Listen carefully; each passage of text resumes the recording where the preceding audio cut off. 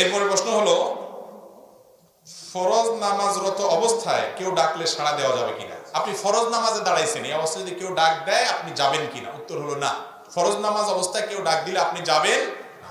আপনার মা যদি ডাক দেয় এবং সেই ডাকটা শুনে আপনি বুঝেন যে মা কোনো বিপদে আছে এবং খুব জরুরি ডাক দিচ্ছেন, সাধারণ কোনো ডাক না, তাহলে তাড়াতাড়ি নামাজটা সংক্ষিপ্ত করে চলে যাবেন। আর যদি নফল নামাজে থাকেন তাহলে মায়ের ডাক শুনলে নামাজ বাদ দিয়ে চলে যেতে হবে।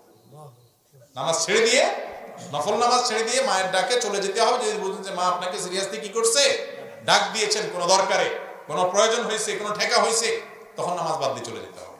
আর যদি আপনি নামাজরত অবস্থায়, ফরজ হোক, দেখতেছেন কোনো মানুষ বিপদে পড়ে গেছে, একটা বাচ্চা পানিতে পড়ে যাচ্ছে, তার নামাজ বাদ দিয়ে আপনি তার জীবন রক্ষা করবেন। কথা বুঝতে পারছে? আর আপনার জীবন যাওয়ার মতো বিপদ যদি হয়, ধরেন ভূমিকম্প শুরু হয়েছে, কি করবেন তখন আপনি যদি নামাজ না ছেড়ে ওই অবস্থায় আল্লাহর উপরে ভরসা করে থাকেন তো আলহামদুলিল্লাহ। আর যদি মনে হয় না খুব বেশি রিস্ক হচ্ছে, জীবন বাঁচানোর জন্য আপনি সরেন, ইনশাআল্লাহ সেটা জায়েজ হয়। কথা কি বুঝাতে পারছি?